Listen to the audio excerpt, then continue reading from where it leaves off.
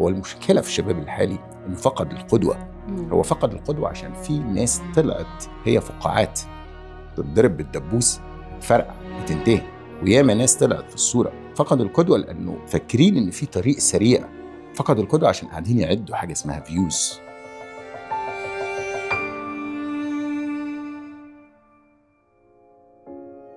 إيمان حب تركيز هو طبعا أولا بشكرك على الاستضافة.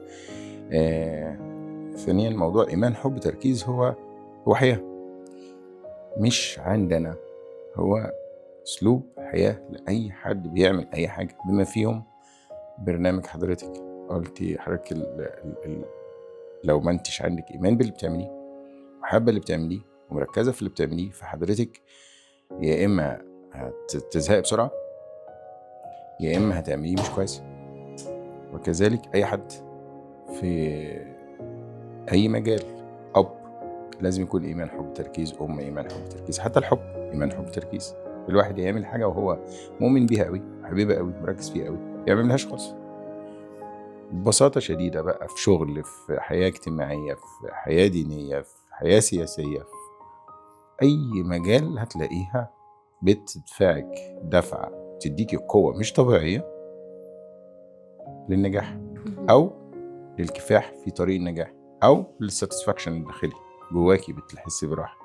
بس مستر هشام منورني في مساحة آمنة، وأتمنى النهاردة تكون حلقة كده خفيفة وتحبها وتستمتع برحلتنا في المساحة الآمنة. كويس جدا، بس أنا كمان عايز أبديلك إعجابي بالمساحة الآمنة. الاسم حلو جدا. أنا يعني يمكن من قبل ما نتكلم بشوية أنا عرفت إن الاسم بتاع البرنامج مساحة آمنة، فهو مساحة آمنة حاجة جميلة جدا. استمر فيه، اديله طاقة، اشتغلي فيه بإيمان وبحب وتركيز، هيوصل جدا جدا، لأن هو برنامج اسمه تحفة. المحتوى بقى إن شاء الله ربنا يقدرك ويخليكي تمسكي محتويات تقدر بالفعل تحط المساحة الآمنة حتى للمستمع نفسه. ربنا يوفقك. شهادة أعتز بيها جدا. شكرا جدا. في البداية كده مستر هشام، هو يعني إيه نجاح؟ مفيش حاجة اسمها نجاح، في حاجة اسمها كفاح. النجاح ده حاجة هاتيلي يعني اديني اي حاجة في الحياة. الكاميرا اللي بتصورنا، النجاح كانت في يوم من الايام، اللي هي دلوقتي الكاميرا بالقدرات بتاعتها والكيفيات اللي هي بتعملها، كانت في يوم من الايام مش موجودة. وبالتالي كان الكاميرا العادية اللي هي بتطلع الصورة في الحال كان ده نجاح. مفيش. طيب هو النجاح ايه بقى؟ والنجاح ده مستمر على طول، تطلعي من حاجة على حاجة. أنا بشوف إن كلمة نجاح هي العدو الأول والأخير والأقوى للنجاح. فأي حد يحس، أي حد بيعمل أي حاجة ويحس إنه نجح أو أنا نجحت، فديت بياخد أول خطواته للسقوط. إنما في كفاح، يعني في كفاح. يعني أنا عمري ما حسيت بالنجاح، عمري. لسه امبارح كان معانا ناس بتحاورني بيقول لي أنت نجحت، قلت له أنا ما نجحتش في حاجة خالص. نجاح ده حاجة بتؤدي إلى الفشل. وفي لعيبة كبار قالوها وما رضيتش. يعني كنت صورت فيديو ممكن تبقى ننزله بعد كده، لما قال أنا هاخد دي تاني. لا، أنت هتاخد دي، أنت خدش، أنت عملتش حاجة، أنت ما عملتش حاجة، ما حدش عمل حاجة. إحنا عملنا إيه في القيم الإنسانية؟ يعني في كتير. طب في الحياة العملية عملنا إيه؟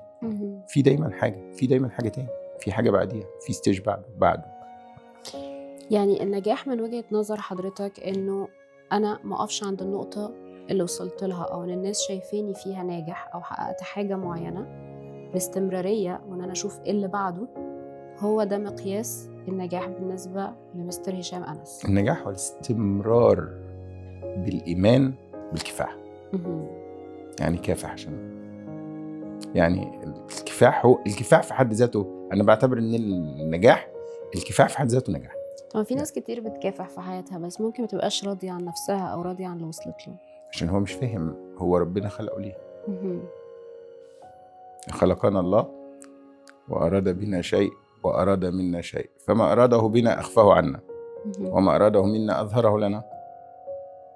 فلماذا نشغل أنفسنا بما أراده بنا عما أراده منا؟ هتلاقيه إحساسه ده عشان هو عايز المساحة اللي مش بتاعته هو بيتدخل في اللي هيحصل فيه ايه، انما ما ركزش في اللي هو مطلوب منه ايه.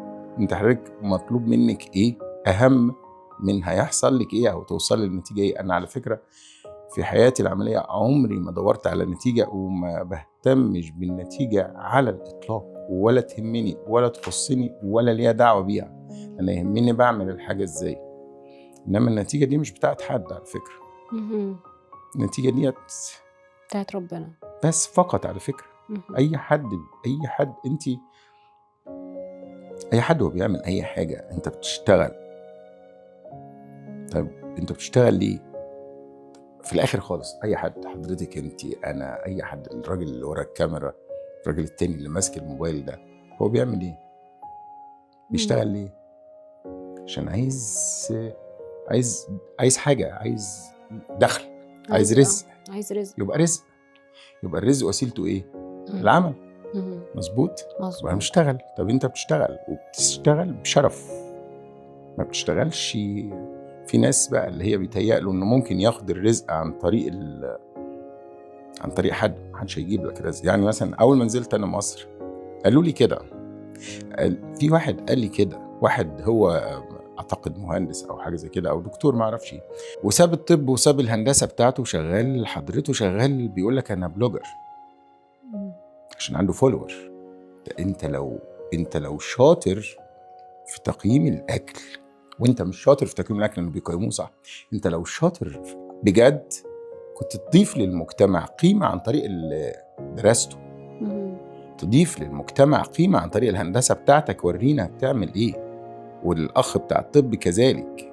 انما سابوا الطب وسابوا الهندسه وجاي يقول لي انا اول ما جيت قال لي مش هتنجح غير بالبلوجر، وهم افشل حاجه في الاكل البلوجر. دي حقيقه ولازم يعرفوها، لان هو ما بيمشيش بالشكل الصحيح. هو مسمي نفسه فود بلوجر، صح؟ مش كده؟ ايوه. طب فين الفود اللي بيروح يدوقه بقى لا ويجربه؟ مش يدوقه. هو ايه الفود؟ اكل بينزل معده. بقى هنتكلم بقى بايمان، هكلمك بايمان وحب وتركيز، يبقى مؤمن باللي انا بكلمك فيه وحابب اللي اكلمك فيه وهركز فيه. فهو اسلوب حياه. يبقى انت بتتكلم بتقول لي فود بلوجر. طب انت الفود انت ما مش عارف عنه حاجه خالص، لان الفود ماتيريال ما بتتكلمش فيها، الفود استلام ما بتتكلمش فيه، الفود تخزين ما بتتكلمش فيه، النظافه ما بتتكلمش فيه، هايجين ما بتتكلمش فيه، دينجر زون بتاع بكتيريا ما بتتكلمش فيه. انت بتتكلم في ايه؟ في طعم. طب ما انت مركز التذوق بتاعك بيختلف، في واحد بيحب الحاجه المره وواحد بيحبها. يبقى هو اساسا فاشل في التوصيف بتاع نفسه، ما عملوش لا بايمان ولا بحب ولا تركيز. واللي اشتغلوا كام سنه اشتغلهم سابهم وقعد يقول انا فود بلوجر عشان في ناس بتتابعه. وبالتالي انا لو سمعت لده مش هشتغل. قال لي هتفشل مش هتفتح. وهم فعلا في ناس بتفضل معتمده على الناس دي فبيفشل. نيجي بقى اللي هو السؤال بتاع حضرتك الاساسي، انه انا لما الناس بتكافح بس مش ما بتلاقيش نتيجه، ده كلام. لا بس هو لو عنده ايمان بانه انت عليك الشغل ده وسيلته العمل، وبعدين دستور العمل الاتقان فيه، وبعدين نتيجة العمل ربنا ما بيضيعهاش. خلينا نطلع بقى عشان احنا نطلع من الحتة العقل المحض ونخش بالروحانيات. ربنا خلقنا كده. طب هو إن الله يحب إذا عمل أحدكم عملا أن يتقنه. ما فيش شك على فكرة، حتى اللي ما بيدينش بديننا والحديث ده مش في دينه، هو عارف كويس الإله اللي بيعبده. هو بيقول عارف قوي إن ربنا لو هو أتقن عمل وربنا هيحبه، هو عارف كده بصرف النظر عن الحديث ده حديث عن الرسول صلى الله عليه وسلم. طيب وبعدين بقى إن الله يحب إذا عمل أحدكم عملا أن يتقنه. طيب تبقى ده العمل عايز منك كده. اللي بيتقن عمله النتيجة إيه؟ إن لا نضيع أجر من أحسن عمل. اللي بيحسن عمل ما بيضيعش. لو أنت عندك الإيمان ده أيا كان ما يحدث معك هترضى، فمش هتستعجل النتيجة. لأنه ممكن الشاب أو عفوا مذيع، قارئ، ممثل، واحد بيفتح مطعم، مصور، وهو بيشتغل ممتاز ومش ناجح، مش نجح بمنظوره الشخصي، بس ربنا قدره هو في نجاح. انت هو بيوقفك هنا عشان تطلع في حتة تانية، تروح تطلع. وده حصل معايا في حياتي الشخصية. ازاي بقى؟ انا مشيت من مصر بخناقة مع مديري، وقلت له ما يشرفنيش ان اشتغل معاك، وانا كنت زي كده قد كده وهو حاجة جامدة جدا، وسبت له الشغل ومشيت. ومشي رحت مكان تاني، سبت الشغل ومشيت. وكلها بسبب حاجات، هو انا علاقتي بشغلي قويه، ماليش دعوه باي حاجه غير شغلي. فكنت دايما علاقتي بشغلي قويه. الموضوع ده بيخليني دايما في حراك مع نفسي، ومش راضي خالص عن نفسي. موضوع عدم الاحساس بموضوع النجاح ده انا بعتبر انه كفاح. النجاح هو الكفاح، مش النجاح انك توصل لحاجه معينه، لانك لو وصلت لها في حاجه بعديها زي ما قلت. فمشيت وكنت شغال مع ناس. كنت شغال وانا في الجامعه، كنت شغال ويتر، اشطر من كل الكباتن. ومش عايز اقول لحضرتك ان كنت بتعدى المديرين كقوه في شغلي، ومع ذلك ما كنتش واخد حقي، ولا يرقوني ولا يعملوني، بس بيدفعوني القدري، بيدفعني من هنا لهنا. طب انا لو قلت ده انا كذا، وكنت بشتغل برضه ولا يخصني. كنت ماشي مكمل في طريقك ومؤمن ومركز جدا، ولا عمري قلت الشغل ما بيدينيش حقي خالص. انا ماليش دعوه، انا الشغل بيديني حقي. الشغل وانا بشتغل بيملالي، بيديني الراحه اللي جوايا. انا مبسوط. انت مذيعه وانت بتطلعي اللي عندك وانت مبسوطه، فانت مبسوطه لانك انت الساتسفاكشن ده داخلي. مش مهم انت بقيتي رقم 1 في العالم ولا لا، انت عارفه اللي جواكي ايه، بتتكلمي ازاي، فده جوه داخلي. فالجزاء الحقيقي لو الواحد مؤمن باللي بيعمله، مش هيهتم باي حد في العالم، ولا اي حد في العالم هيديله سعاده ولا حاجه. هو هيكون ربنا وشغله. عشان كده لما بنسمع عباره العمل عباده، لما نيجي نسمع حديث في منتهى الجمال للرسول صلى الله عليه وسلم، وهو بيقول إذا قامت الساعة وكان بيد أحدكم في سيرة واستطاع أن يغرسها فليغرسها. القيامة قامت، مفيش حياة يعني مفيش حياة. وبعدين بيقول لك إذا قامت الساعة وكان بيد أحدكم في سيرة فاستطاع، هتزرعي شجرة الحياة مش موجودة، انتهت، خلصت. يبقى العمل، فاهمة؟ العمل مهم جدا جدا جدا. نتيجة العمل سيبيها خالص، مالكيش دعوة بيها. أجيدي عملك، خلي علاقتك بعملك قوية جدا. علاقتين دايما بتنجح في كل العلاقات اللي موجودة في العالم: علاقة الإنسان بربه، وعلاقة الإنسان بعمله. ما دون ذلك ممكن يفشل، ممكن ينجح. ممكن واحد يبقى ابن طالع في بيت شيوخ ويبقى عاق، علاقة اجتماعية فاشلة، والعكس صحيح. ممكن واحد يمشي صديق معاه ماشيين على الحلوة والمرة مدى الحياة، وفي فترة معينة يسيبه في نص الطريق. علاقات الاجتماعية، أي علاقة في العالم ممكن تبوظ وتخرب، إلا علاقة الإنسان باللي خلقه وعلاقته بعمله. لو هو في الفعل جواه إيمان بعمله، مش هيبص على نتيجة. طيب مستر هشام، يمكن ده كان مبدأ حضرتك من وانت يعني لسه بتبدأ حياتك، وكنت مؤمن بده جدا، وكنت شايف انه انت بتشتغل وحابب شغلك ومش راسم قدام ايه اللي هيحصل. مش عارف ان حضرتك هيبقى عندك مثلا شغل بسلسلة مطاعم ناجحة، الناس كلها بتيجي تقعد فيها، حباها، في مبدأ معين بتطبقه في الشغل ده. لكن لو احنا بنتكلم عن الشباب الحالي دلوقتي، يعني للأسف يمكن احنا في عصر مظلوم شوية الشباب فيه، من إحباط، من ظروف صعبة، من إنه نفسه يحقق حاجة هو مش قادر يحققها. بيجري ما بين إنه عايز يبقى معاه فلوس عشان يقدر يسدد فواتير ويعيش يوم بيومه، وفي نفس الوقت هو نفسه يحقق حاجة معينة، بس في حاجة مسكاه، في حاجة مقودانه، مش قادر يعمل ده.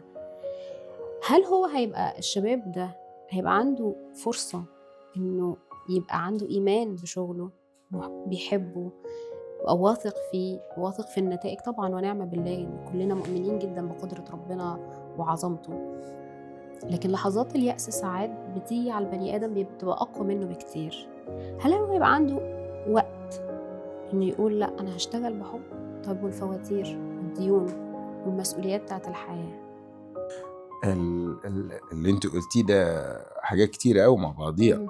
فهو مش حاجه واحده، هي كل حاجه، أنا قاعدة مع كل حاجه حضرتك. موضوع لوحده.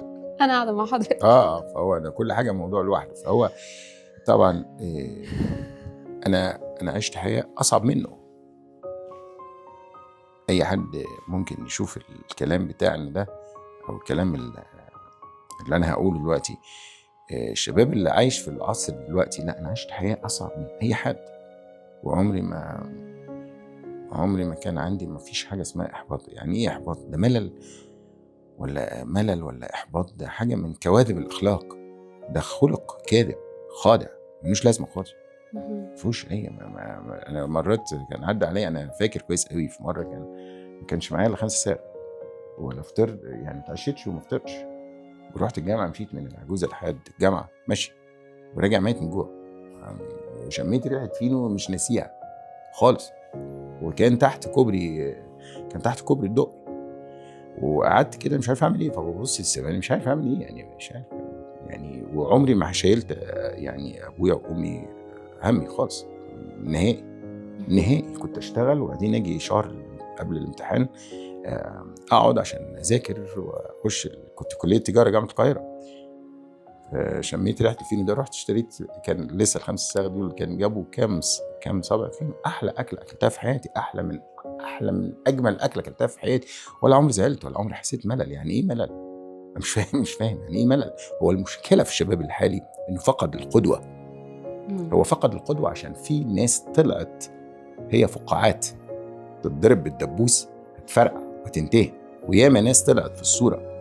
فقد القدوه لانه خدوا فاكرين ان في طريق سريع.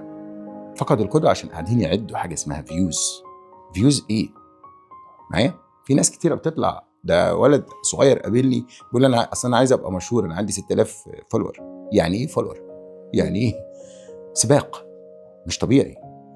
فبيدوروا على اي طريق خاطئ، ما بيستريحش، عمره ما يستريح. لو كسب مش هيستريح، انما لو اشتغل هيستريح.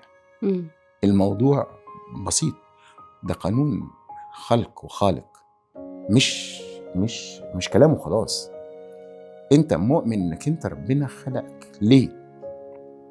هو ربنا خلقنا ليه باي ذا واي؟ ليه عشان ربنا نشتغل ونعبده ونعمر الارض.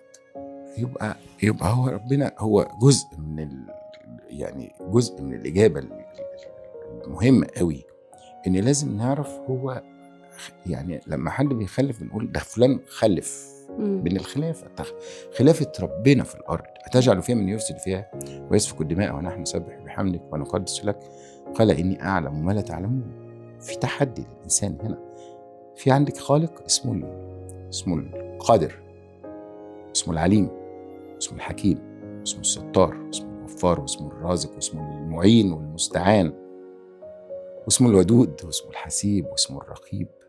فكن هذا في صفات البشر. خليك انت كده، خليك قادر، وخليك حكيم، وخليك ستار، وخليك غفار، وخليك عليم. اعمل حاجة بعلم واعملها بحكمة، اشتغل. طيب لما نيجي يقول طب ما هو انا بشتغل، طب ما انت بتاخد، انت جرالك حاجة، ما انت بتشتغل بتاخد.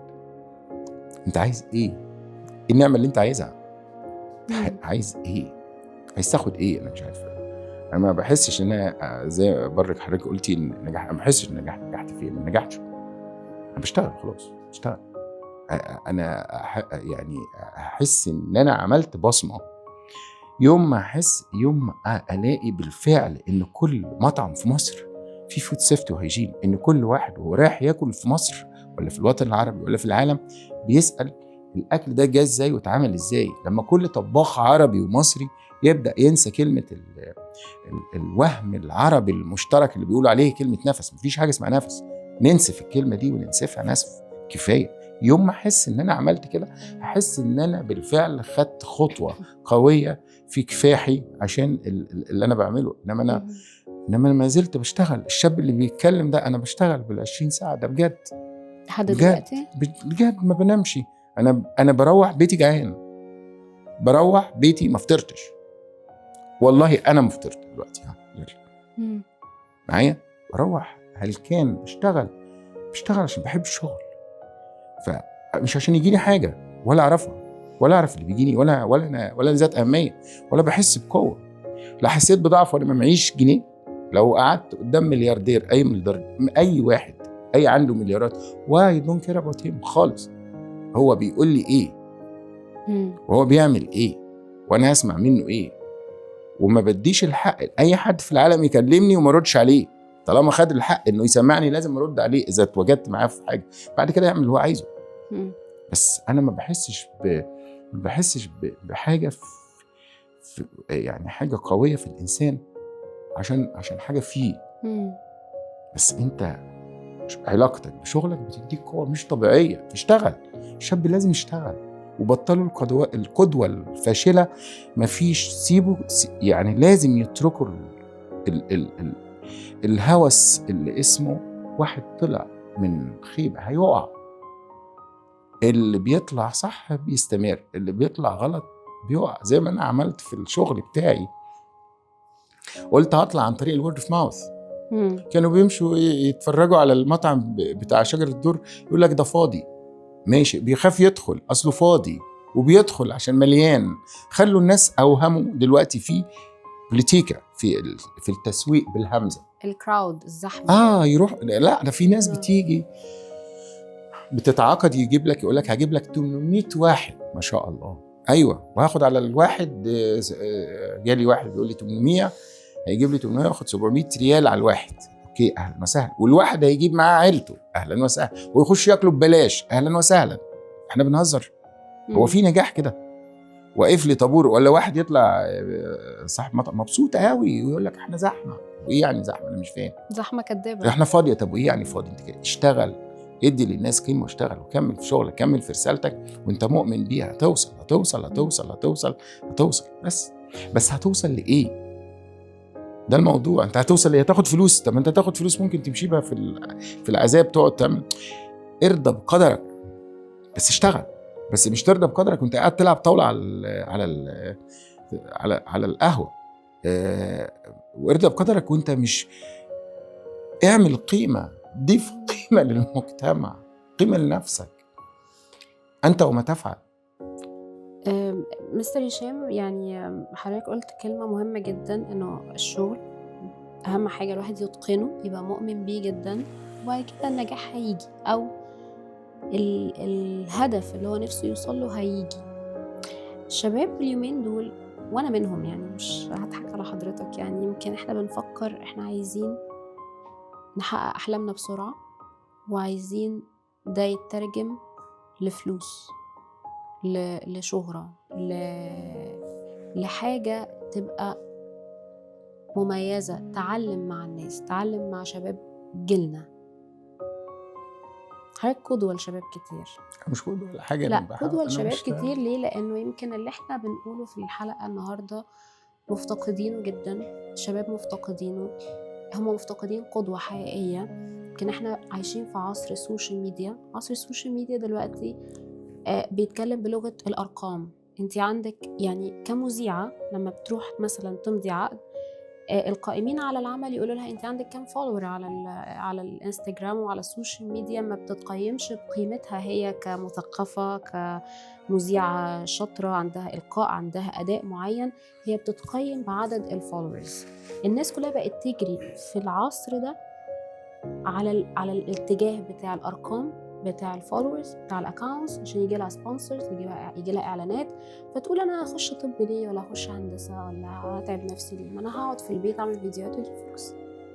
اذا الانسان بايده وبكامل ارادته بيفقد القيمه بتاعت الانسان اللي جواه، وهو بيفقد احترامه انه يفهم معنى الانسان هو جالي، ومعنى الانسان اللي جواه ليه، وايه اللي المفروض يضيفه، وقدرته على الإضافة، فخلاص كل سنة واحنا طيبين.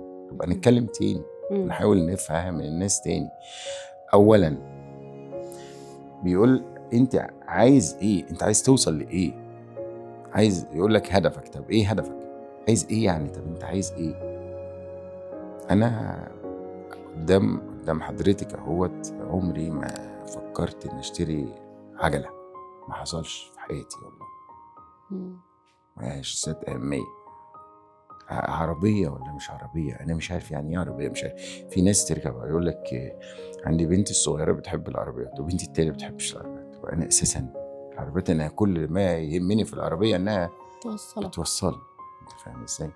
طيب وبعدين لقيت عربيات بتيجي، عربيات لقيت عربيات، عندي عربيات، بس انا ما مش ذات اهميه حاجه خالص. انا لما اركب اي عربيه اقول لها احلى ما فيك اني هاخد حد من الطريق ده بجد. في ناس ما جبت والله حتى انا يعني مش عارف، انا مش عايز قاعد في مصر، بس اول ما جيت في مصر جبت عربيه كويسه، أو مش عربيه كويسه وانا مش فاهم فيها حاجه على فكره، ولا مش حاجه حلوه يعني ان انا يعني يعني راكب فانتوم. طب ايه يعني؟ ما هو انت اذا كان هتركب حاجه في اعلى منها، طب وفي حاجه اعلى منها. مش عارف الناس بتبص ليه للماديات، ليه ما بيبصش للمعنى الكويس اللي جواها؟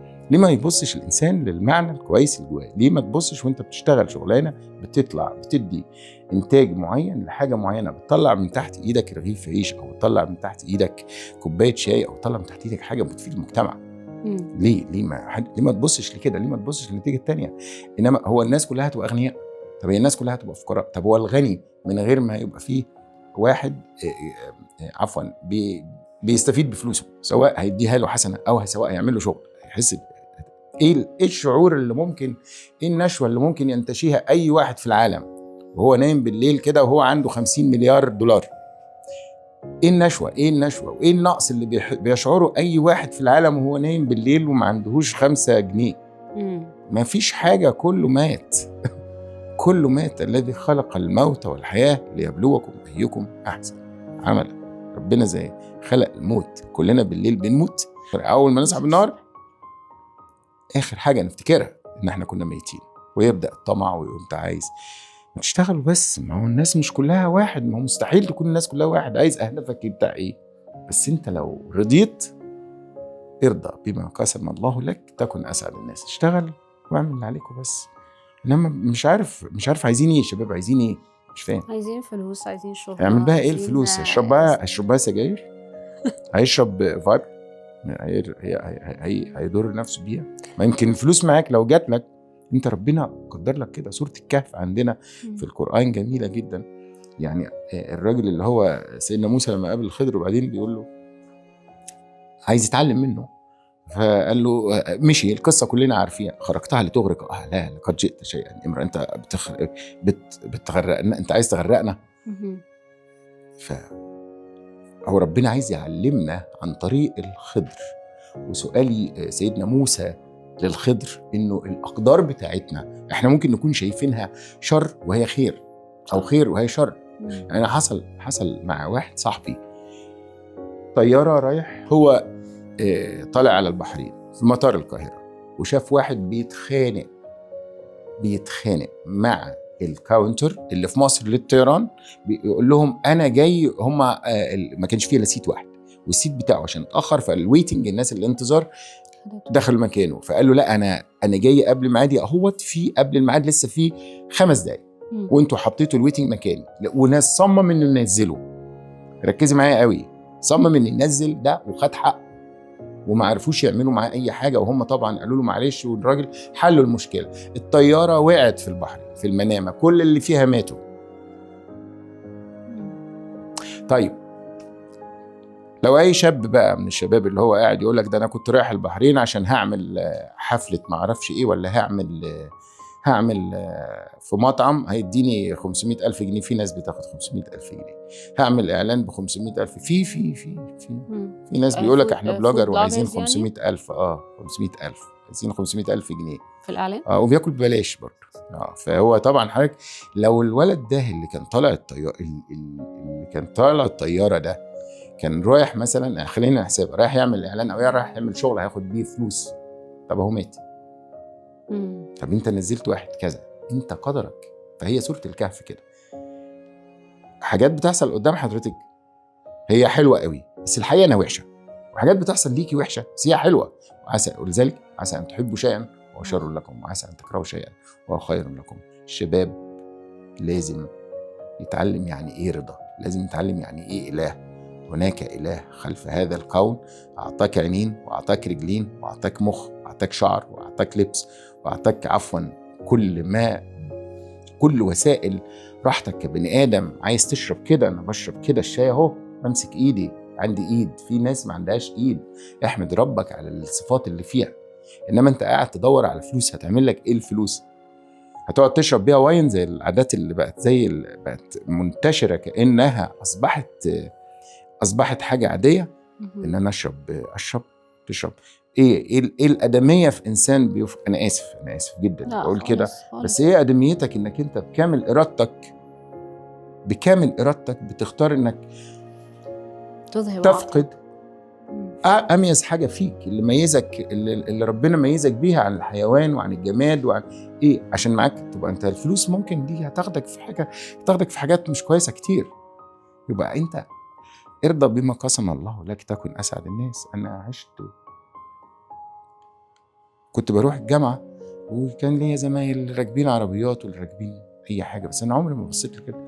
اي دونت كير بصراحه، انا بشتغل وخلاص. كنت بشتغل بالليل في الفنادق، عفوا في غرف في الاشراف، اغسل حمامات واروح الصبح الكليه، بس عادي. وما بقولش كده يعني عشان اقول انا واد جدع ومكافح، ده عمليه عاديه جدا، عمليه عاديه جدا. احنا بعمل اللي عليا وبس، انا ماليش دعوه ربنا يعمل فيها ايه، يعمل اللي هو عايزه. في الاخر خالص اي حد تقدري تزودي عمرك لا ثانيه، تقدري تزودي رزق الجنيه. طب متضايقين ليه؟ ايه اللي شاغلين نفسنا ليه؟ اشتغل وخلاص، اشتغل مالكش دعوه بالنتيجه. اشتغل بحب، ايمان وحب وتركيز. ايمان وحب وتركيز ورضا. ارضى. هيجي الرضا لو عملت الحاجه بالمثلث ده، هتيجي لك كل حاجه. لأن ربنا ده مطلع، فاهمين؟ مطلع عليكي، شايفك، هو اللي خلقك، هو اللي خلقنا. مش هو اللي خلقنا؟ مش كلنا بنقول ربنا يستر، بنقول الله كريم، بنقول معاك ربنا، بيقول مش ما هو موجود، وهو اسمه الموجود. وذلك هو قريب ليك، القريب هو قريب حاسس بيك، وهو اللي بيديك كل حاجة. فخلاص خليك عندك إيمان بالله. الشباب مش لازم يقعد يجري ورا حاجات مناش. أنا قدامكم تاني وتالت ورابع، عمري ما حسيت بضعف وانا معيش حاجه، وانا مش فطران قدام واحد كذا، ولا ماشي على رجليا، ولا الشوز بتاعي كان مقطع ومش عارف اعمل ايه فيه. مش بحس بضعف خالص قدام حد تاني، انا جوايا قوه. مستر هشام، كنت بسأل حضرتك على يعني المبدأ اللي انا معجبه بيه جدا، هو ايمان حب تركيز. الشباب اللي عندك بيطبقوا نفس المبدأ ده، أو يعني ممكن يكونوا بيطبقوه، بس هل هم مؤمنين بيه فعلا؟ في زيهم زي البيت الواحد، الأب الواحد والأم الواحدة. بيطلعوا أبناء، في اللي بيسمع كلام وفي اللي ما يسمعش، بس كلهم بيرددوه عارفينه كويس. لو رحتي شجر الدور او اي حد شجر الدور هينادي على اي حد، هيقول له ايه الثلاث مبادئ اللي انتم شغالين بيهم؟ هيقول لك ايمان حب تركيز. اي حد عارفه. واخد بالك؟ مرات ناس بتبقى بسيطه، تعليمها بسيط، فيقول حب، يتلخبط مرات، بس هو طبعا كلهم عارفينه كويس جدا، ومش كلهم بيطبقوه، عادي زي الناس، زي البشر. طيب، أكيد كان في تجارب صعبة كتير عشتها زمان وانت صغير وفي بداية حياتك وفي شغلك. ايه الحاجة اللي حصلت غيرت فيك أو أثرت فيك بشكل لحد دلوقتي بتحاول ان انت تتجنبها أو تغيرها؟ أنا ما أعتقدش إن أنا شفت حاجة غيرت فيا. أنا زي ما أنا على طول وخلاص. ما يعني يعني أنا مش من وأنا مش من هواة ابتداع القصص. في ناس يقول لك أصله مشيت في حصل معايا كذا فغيرت مجرى. ما حدش بيعمل حاجة. أنا دايما أنا راجل حد قدري جدا، بعمل اللي عليا وخلاص. كل ستيج في حياتي، كل مرحلة في حياتي بعمل عليا.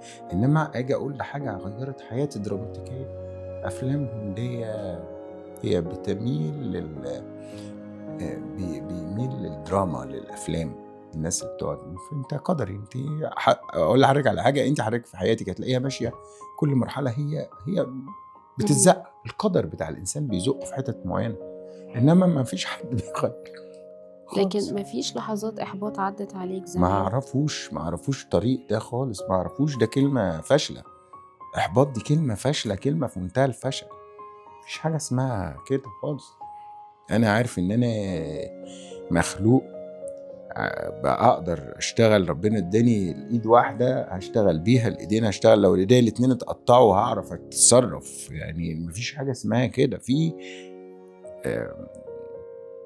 جواك، عيش جوا نفسك، عيش جوا عقلك، اعرف قدراتك، اعرف جوا نفسك في انسان وله اله، وبدات حياتك وفي بدايه زي ما في بدايه للحياه في موت. مرحله ما بين الموت والحياه قصه قصيره قوي ومسافة صغيرة جدا. فخليك شاطر ومشيها بسلام، وأهم ما في السلام الرضا، وإنك تعرف قدرات نفسك، وما تحطش نفسك في إطار يبقى فيه تغضب عليك اللي خلقك. بس خلاص ارضى وخلاص. طب عيطت قبل كده؟ أنا بعيط كل الوقت. ممكن لو عايزين أخش أوضة دلوقتي أعيط أي حاجة.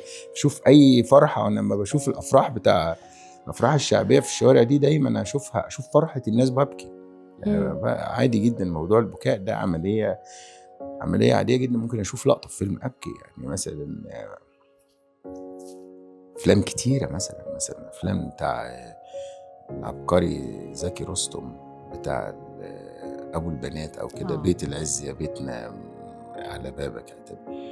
الحب بتاع الأب والحيرة والقهر بتاع الفقر بتاع أب عايز يعمل مشكلة أو نظرة العجز، والراجل ده مش بيحتاج يتكلم عشان يمثل. القيم التمثيلية المحترمة اللي كانت بتدي قيمة للمجتمع، مش اللي قاعدين دلوقتي بيستنوا 11 شهر عشان تلبس عباية وتلبس تحتيها قط ولا حاجة في رمضان ملوش دعوة بيكو، استكنوا. فكان في ممثلين كانوا محترمين، كانوا بيضيفوا قيم للمجتمع. احنا التلامذة في قيم. بتشوفي موقف بتاع صديق مع حد ولا كلها كانت حاجاتنا، كانت مصر حلوة، وهي حلوة على طول وهتفضل حلوة. بس احنا لازم نركز ونبعد عن قلت في النجاح الواهم. في نجاح واهم، النجاح الخادع. واحد يقول لك انا عندي، وهو بتقفي ما عندوش القيمة الإنسانية اللي جواه زيرو. قالوا عندي 10 مليون فولور أو 100 مليار. يعني أنت لو واقف وقدامك في 100 مليار بيتفرجوا عليك، واقف ترقص على مسرح، أنت ولا حاجة. أنت قيمة إنسانية زيرو، وبتدي مثل سيء للناس، أنت ولا حاجة. ولو أنا عن نفسي لو شفته في طريق والله ولا كأني شايفه، مش عشان بعمل كده معاك رد فعل، لا، ده هو ما يتشافش لأنه لا يقدم قيمة إنسانية. فالشباب لازم ينتبه لكده. القيمة الإنسانية شوف قيمة بني آدم، مش هيافت إنسان عنده فولور بيعمل حاجة. ده في ناس، في رجالة مش رجالة يلبسوا مش رجالة، بس هم حبايبي عندهم فولور. أنا عملت فيديو شافوا 10 مليون إيه؟ أنت الفيديو بتاعك سطحي متدني، واللي شافوه زيك واللي بيدي لك قيمة هو بيدي قيمة لحاجة سطحية في منتهى التدني. طبعا أنا أتمنى من ربنا سبحانه وتعالى إن الفن يرتقي شوية. بس إيه أهم قيمة عند حضرتك بتطبقها في حياتك؟ الإخلاص في اللي أنت بتقوله، في اللي بتسمعه. خليك مخلص في حاجتك، إخلاصك في عملك، إخلاصك في علاقتك بأي مخلوق. إخلاص مع زوجتك، مع بنتك، مع الناس. يكون مخلص، وربنا بينجي الإنسان المخلص على طول. بس فأنا بحب الإخلاص جدا. لحظات الزعل اللي عدت في حياتك كانت كتير ولا كانت قليلة؟ بتحصل كل يوم 50,000 مرة. بتزعل بتحصل امتى؟ كتير جدا. بزعل كل وقت، معظم الوقت. كل ما اشوف حاجة غلط بزعل. وانا ماشي كده في المقطم الاقي واحد رامي، انت قاعد عملوا لكم دولة، عملت لكم كورنيش محترم جدا جدا وشكل محترم جدا، وقاعدين تشربوا وقاعد على كرسي وقاعد ترمي ازازه ميه ترميها ده بزعل. انا وقفت كم مره بفضل اكلم نفسي وانا ماشي في الشارع، بفضل اكلم نفسي وبعمل زي كان في زمان مسلسل اسمه ابو العيله البشري ده، كان وكان في عبد العزيز مخيون يقول للناس مش عارف يطلعوا من يقف على الاتوبيس اللي نازلين من يبقى نازلين من الباب اللي ورا يقول لهم انزلوا. بعد في امور لا طبعا بزعل كتير جدا جدا، لان الاوضاع اللي حوالينا مش كتير فيها بيفرح، منها النجاح اللي حضرتك انت الحاجات الفيج الكتيره قوي فيج. ناس بتعيش حياه فيج، في واحد بيتكلم قدام الكاميرا بشكل وهو حياته مختلفه تماما. طب انت ايه يعني؟ ايه الكاميرا يعني؟ ايه اللي في الكاميرا يعني؟ ايه اللي هيشوفك يعني؟ ايه اللي هيشوفني؟ ايه اللي هيشوفني؟ مش فاهم. انا هفرح باللي هيشوفني مين او اللي انا هقوله ايه، ولا هفرح بالقيمه اللي بعملها ايه؟ فاهماني؟ فطبعا بزعل كتير، بتعصب كتير جدا، عصبي جدا جدا جدا جدا جدا جدا, جداً. انا عصبي لابعد الحدود، عصبي جدا، ولو ما طلعتش عصبيتي ممكن اموت. طب بتتعامل مع العصبيه ازاي؟ بالعصبيه بطلعها، لازم تطلع مع اي حد. لو ما طلعتش ممكن انتهي. لو ما طلعتش انتهي. هي من الحاجات اللي بتخليني مستمر اني اطلعها. غضبان لازم اطلع، مش هقابل حد انا وانا غضبان اقعد معاه حضرتك. لو مش عاجبني الحوار همشي دلوقتي حالا، همشي. ايه اللي قعدني انا هقعد ليه ولا اضايق نفسي ليه وتقول لي حاجه مش معايا؟ فالعصبيه لو ما طلعتش هي بتتعبك اساسا، فطلع عصبيتك. طيب مستر هشام، خلينا بقى نتكلم شويه عن يعني رمضان جاي وكل سنه وحضرتك طيب. يعني يمكن في مفهوم كده خاطئ بدأ يتاخد عن رمضان السنين اللي فاتت، ويمكن أنا لاحظت ده من كلام حضرتك واحنا بنتكلم، إنه شهر رمضان ما بقاش يعني اللي هو شهر العبادة والتأمل والتعبد يعني زي ما احنا متعودين. حضرتك عامل السنة دي حاجة مختلفة، حاجة جديدة. أنا حابة نتكلم عن الروحانيات دي أكتر واللي بتفكر فيه، وإيه الرسالة اللي أنت بتحاول توصلها من خلال الفكر الجديد اللي أنت عايز تعمله ده؟ هو رمضان ما بيفهمش غلط، بيتطبق غلط، بنتعامل معاه غلط. إنما هو هيتفهم غلط إزاي؟ يعني هو العملية واضحة. شهر رمضان الذي أنزل فيه القرآن إيه؟ هدى للناس وبينات من الهدى والفرقان. طب إحنا دلوقتي هل ده ليه علاقة بخيمة تتعمل فيها فنانات وفنانين المفروض ما يطلعوش خالص؟ المفروض التلفزيون يقفل عليهم كل حاجة. هل ده ليه دعوة برمضان؟ هل هو السؤال هسأله للفنانة نفسها، سيبك من حضرتك انت عشان يمكن تكون في حرج بالنسبة لي. هل الفنانة الجميلة العظيمة ديت قاعدة دلوقتي 11 شهر مش لاقيه لها، مش عارفة تعمل شغل في 11 شهر، جايه لنا في رمضان؟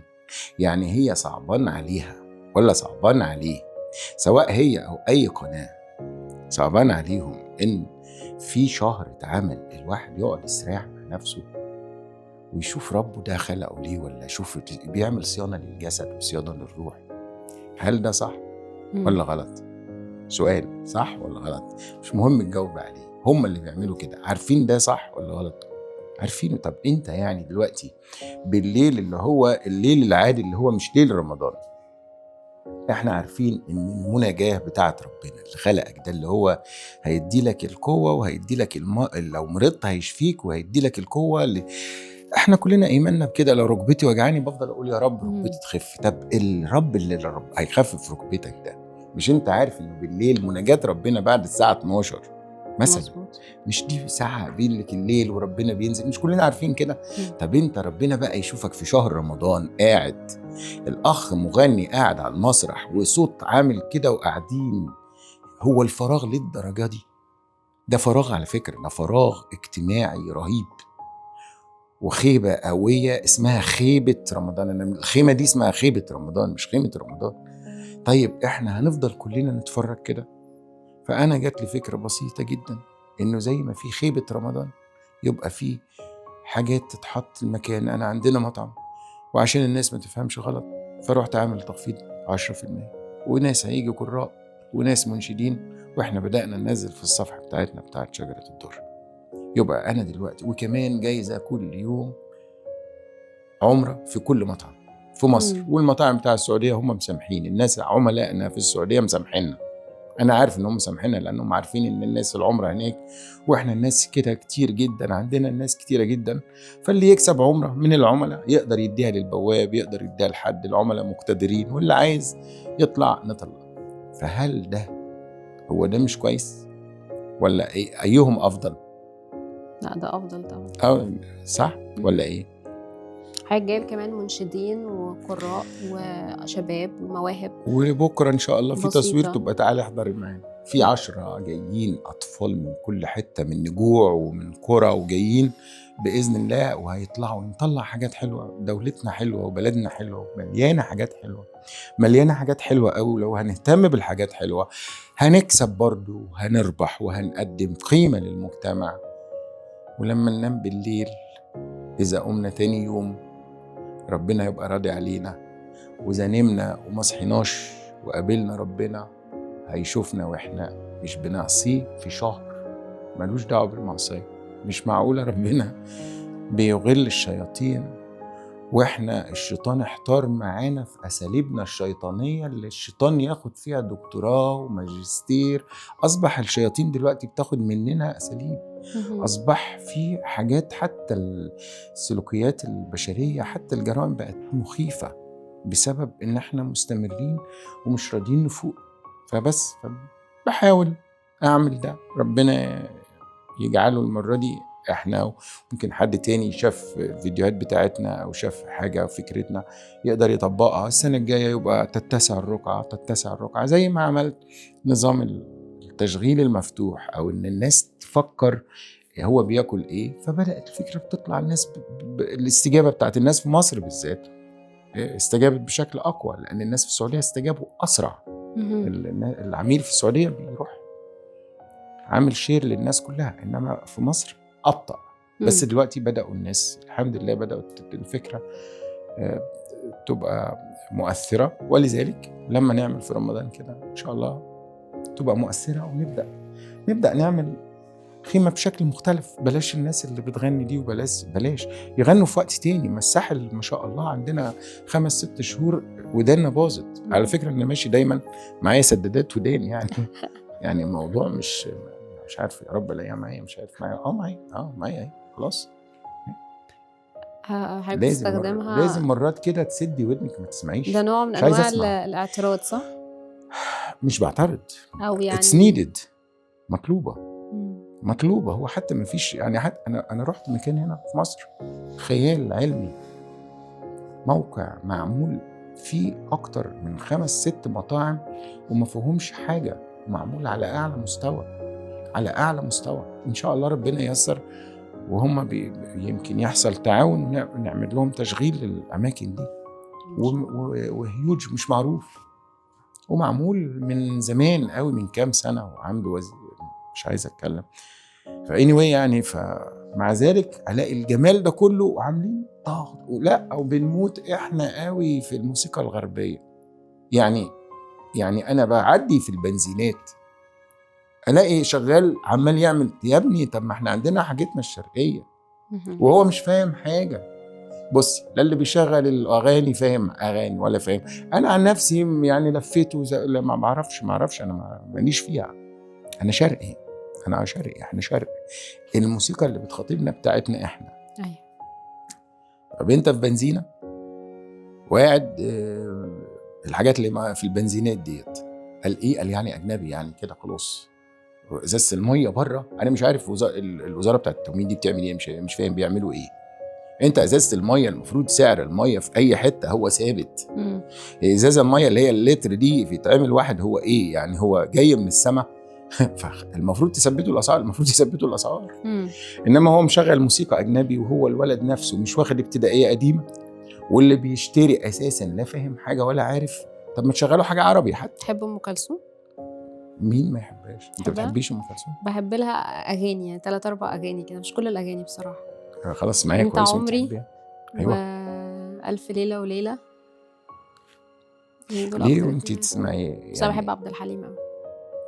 بس ام كلثوم هو يعني اللي عايز في مثل قديم بيقول لك اذا اردت ان تتكلثم فتصنبط. ماشي.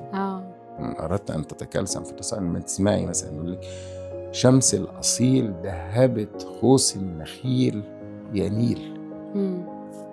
اسمعيها، تبقى اسمعيها وهتحبيها. ماشي. تقول لك شمس الاصيل بتاع الاصيل ذهبت خوص النخيل، النخل الجريد بتاع النخل، فشكله مدهب مع ضوء الشمس. الله. أماني. فشمس النخيل شمس الأصيل ذهبت قوس النخيل يا نيل. وبعدين تقول يا نيل أنا واللي أحبه ونشبهك في صفات. مش فيها؟ اسمعيها، اسمعي لها. القلب يعشق كل جميل وهي بتتكلم، وهي وعدت الراجل اللي بيطوف بيها في الكعبة شفنا حمام الحمى. شوفي حاجات كتيرة. أم كلثوم أم كلثوم جزء أساسي. وأنا بفتح شجرة الدر كان لازم أحط أم كلثوم. حتى في السعودية أنا كانوا الغنى كان لسه ما سمحوش بيه، فأنا كان لما يجيني حد من اللي هم كان في المجموعة بتاع الأمر بالمعروف والنهي عن المنكر كنت أقول لهم أم كلثوم مش غنى، أم كلثوم دي مصر حاجة. أم كلثوم اسمعي لها أكتر هتحبيه أكتر. أنا واخدة بالي من كلام حضرتك عن يعني الحاجات كتيرة اللي اتكلمنا فيها إنه عينك بتلمع. يعني يعني بيبقى فيه شغف أو حب لوصفك للحاجة. لما بتيجي تتكلم عن الشغل عينك بتلمع، لما بتيجي تتكلم عن علاقتك بربنا عينك بتلمع، لما بتيجي تتكلم عن رحلتك زمان وإنه ما كانش فيه إحباط، ما كانش فيه يأس، يعني إيه الكلام ده؟ عينك بتلمع عشان مؤمن. أنا لما قلت إيمان وحب وتركيز، أنا مش حاجة اخترتها، أنا حاجة عايشها من صغري وبنقلها للناس، بنقلها اللي بيشتغلوا معايا أكتر، وبنقلها لحضرتك وبنقلها لأي حد، ودايما بتكلم كده. فبقولش الحاجة اللي أنا مؤمن بيها قوي. ومن شوية قلت لك لو مش مضطر إن أنا أسمع حاجة ما ردش مثلا، وبقول لك لو مش عاجبني الحوار بمشي. مش مع حضرتك، ده مع أي حد من اللي بيجتمعوا في الأمم المتحدة. أي حد بيجتمع في متحدة أيا كانت كيانه كلهم على راس زيهم زي أي حد بسيط ماشي في الشارع على راس الاحترام سواء. ما بحترمش حد عشان هو إيه، ولكن بحترم على هو بيتعامل إزاي وبيعمل حاجة إزاي. كمان يمكن حضرتك بتحترم اللي قدامك عشان قيمه، يعني لو عنده قيم أو مبادئ معينة في الحياة بتحترمه من المنطلق ده. لا أنا بحترمه عشان بحترمه، أنا لازم أحترم الكل، بس هو بيقول إيه وما بيقولش أيوة. إيه بكمل معاه أو بمشي أو بوقفه. مفيش أنا ما بسيبش حاجة. أنا ما بسيبش حاجة. لو مشيت في شارع وحد بيعمل حاجة بفطرتي، مش عشان عنتر شداد، لا هي فطرتي كده. بلاقي نفسي بتدخل بالحسنى على فكرة، يعني بتدخل بالحسنى، وأحيانا بتدخل مش بالحسنى، بتدخل. ما بسيبش حاجة، ما أقدرش أسيب حاجة. ولذلك أنا لما بيحصل حاجات معينة أنا مش لاقي لها وصف. يعني أنا مش لاقي وصف لينا مثلا. واحنا بنشوف أطفال في غزة وهم محتاجيننا واحنا ما بنعملش حاجة. أنا مش لاقي وصف لينا بصراحة، مش لاقي وصف. بس أنا ما أقدرش أعمل أي حاجة غير إن أنا مثلا عملنا في شجر الدر، عملنا أعتقد كام يوم مبيعاتنا بالكامل وديناها، ورحنا اتعاملنا مع الهلال الأحمر بالشكل الصحيح اللي هي بلدنا أو حكومتنا اللي بيعمل أي حاجة بإيمان وحب وتركيز هيحترم يعني إيه حكومته، يحترم يعني إيه رئيسه. يعني أنا بكره في ناس بيدعوا إنهم بيحبوا البلد وبعدين يطلع وهو بره ينتقد. ما تنتقدش. اللي بينتقد بلده ما يعرفش حاجة عن حب بلده مثلا. فاهماني؟ انت عايز تعمل حاجة، انت اقعد في وسط بلدك وانتقد. ده ما تعملش عنتر برك وانت كداب بتدور على فولور. انما انت لو عندك حاجة قدمها. فبالتالي لما اشوف الطفل الفلسطيني ولا الأسرة الفلسطينية، ربنا يسألنا كلنا. هيسالنا كلنا 100%. مفيش حاجه اسمها ان احنا قاعدين عندنا معاناه في الاكل اللي بنشيله على الموائد بنرميه وهم مش لاقيين اكل واحنا قاعدين نتفرج. ما اقدرش اشوف حاجه زي كده. فلذلك لما انا تعاملت مع كده تعاملت بشكل رسمي جدا. رحت الهلال الاحمر بتاعنا المصري وقدمنا، والحمد لله رب العالمين احنا طلعنا شجر الدر، طلعت اي ثينك كام تراك الحمد لله، واتعاملنا كم مره مبيعات عملنا مع اهل مصر. فالتعامل مع الحاجه اللي انت بتشوفيها او اللي انا بشوفها او اي حد بيشوفها بشكل ايجابي مهم مهم. ولا ايه رايك؟ لا طبعا متفقة جدا مع حضرتك. ايه اكتر حاجة بتحبها في نفسك وايه اكتر حاجة مش بتحبها في نفسك؟ احب في نفسي دي ايه لا اللي في نفسي يتحب؟ شخصيتك، يعني شخصيتك. بحب اخلاصي زي ما قلت لك. انا إيه بحب تاني؟ اكون مخلص واضح. انا بستغرب لناس بتشوفيها وهي في وشك حاجه ويضحك. انا ما اعرفش اضحك في وش حد مثلا، ما اعرفش، ما متعرفش اعرفش. تضحك في وش حد مش بتحبه نو او واي. مش مش بتستريح. بالعكس، هو ليه اللي عليه خبطه في وشه لازم ياخدها. اللي لازم يتخبط لازم يتخبط، واللي يضحك في وشه لازم يضحك. انا مش مضطر اضحك في وشك. اضحك في وش واحد ليه وانا من جوه زعلان؟ ده لازم ياخد غضبي ولازم ياخد ده. لازم كل واحد ياخد ما يستحقه. هتحس انك هتحس بنفاق شخصي جواك. مفيش منافق بيتبسط، مفيش اي واحد منافق سعيد معايا. ايوه مفيش. وبعدين المنافق بقى كمان في الاخره، يعني ان المنافقين في الدرك اسفل من النار، في اخر حته. المنافق بالذات. فلا تنافق نفسك ولا تنافق حد، العمليه بسيطه معايا ولا ايه؟ انا مع صح؟ حضرتك جدا ومتفقة معاك في حاجات كتير واتعلمت منك حاجات كتيرة جدا. العفو يا فندم، انا مفيش حاجه. ومساحة آمنة هو مش مجرد مساحة للفضفضة بس، لكن هي كمان بالنسبة لي أنا خبرات كتيرة جدا بكتسبها من ضيوفي وبتعلم منهم حاجات كتير وبتضيف لي حاجات كتير. يا ربنا يوفقك. ودايما انسان بيتعلم، دايما تعلم. فليس المرء يولد عالم وليس أخو علم كمن هو جاهل.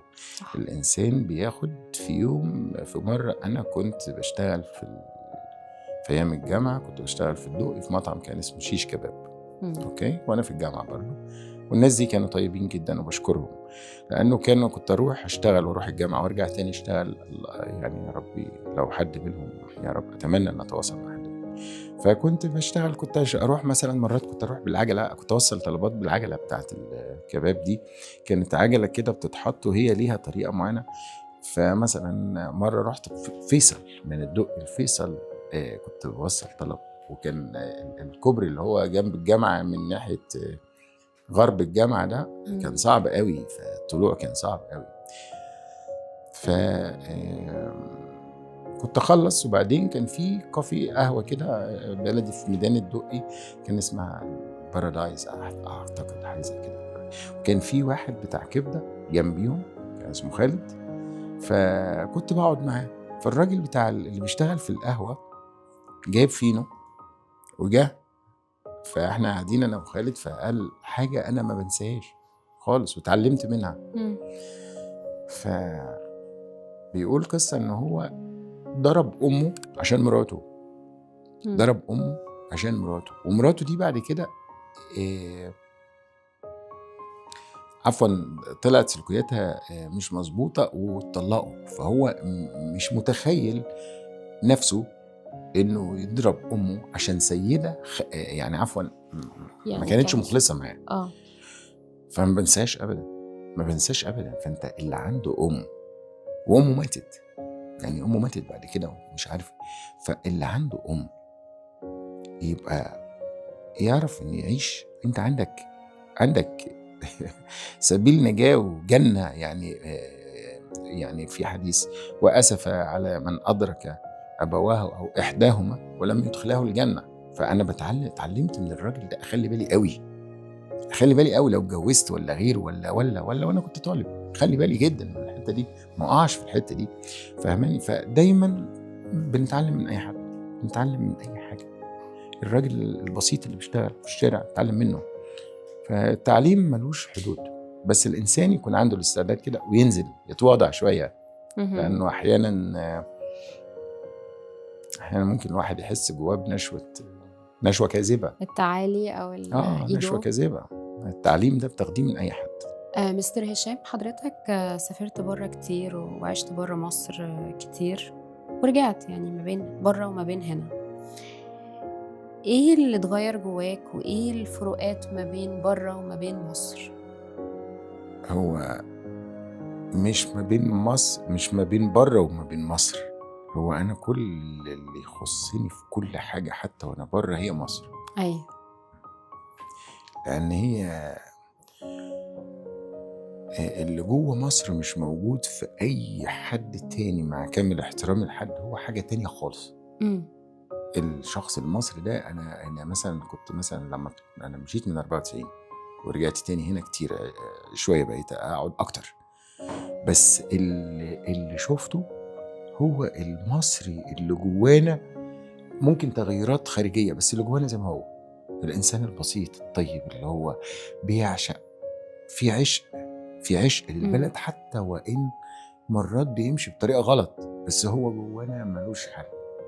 المصري جواه روح صعب إنك تلاقيها، صعب إن أي حد تاني يبقى عنده الروح اللي موجودة جواه دي. بس يمكن إحنا محتاجين تفعيل الحب شوية، لأن إن إحنا نفعل الحب، حبنا نترجمه الأفعال. إحنا محتاجين ده في كل المجالات، في المطعم، في العصر، في بتاع مدرسة، في المصنع، في بتاع الكورة، غيره، في أي حاجة يفعله ونوجه الإعلام بتاعنا يتكلم في ده بقوة، وإعلامنا يساعد الإدارات إنها تحط إيدها على الحاجة اللي بتطلع مجتمعنا في حتة تانية. إحنا محتاجين ده. لكن هي مصر عمرها، أنا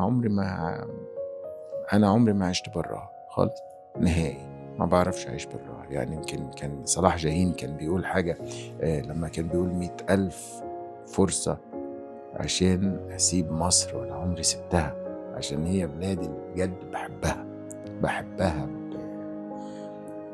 يعني بحلاوة ومرارة، حاجة زي كده يعني. فهي مصر حتى لو اللي بيطلع براها بتبقى عايشة جواها. طبعا عندي حاجات كتيرة عامة أتمنى من ربنا سبحانه وتعالى إن أقدر أتعاون مع حد منها وهقولها بقى في برنامجك عشان تبقى تعرفيها. كلين أز يو جو، إن شاء الله بإذن الله هعمل بعد رمضان حملة اسمها كلين أز يو جو، في الشارع، في الحارة، في الحي الشعبي، في الحي الراقي، في غيره. هنعملها إن شاء الله وهتبقى انطلاقة بشكل كويس قوي. أنا اديتها لكم هدية كفكرة وقلناها عندك في برنامج حضرتك، عشان انتم من الناس اللي بيعملوا شغلهم بإيمان وحب وتركيز. بس أنا بشكر حضرتك جدا مستر هشام، نورتني في سيف سبيس، في مساحة آمنة. أتمنى إن هي تكون مساحتك الآمنة النهاردة، يعني اتحققت كما يجب أن تكون. اللي بتمناه إن يكون في فايدة للناس، بس ده اللي بتمناه. وطبعا متشرف وطبعا البرنامج اسمه ولا مساحته حلوة قوي، اسمه حلو قوي، وربنا يوفقك دايما انك تدي مساحة آمنة حتى للمستمع. هو بيسمع يحس ان في مساحة آمنة ياخد منها، مش لازم مساحة آمنة بس للضيف، كمان المستمع يحس كده ويتعلم انه عنده مساحة آمنة كبيرة قوي في حياته يقدر يمشي فيها بكل حرية، وهي مساحته مع نفسه. مظبوط. شكرا لحضرتك وشكرا لوجودك. أنا ممتنة جدا بوجود حضرتك معايا. أنا كمان مبسوط. شكرا مستر هشام. شكرا جزيلا.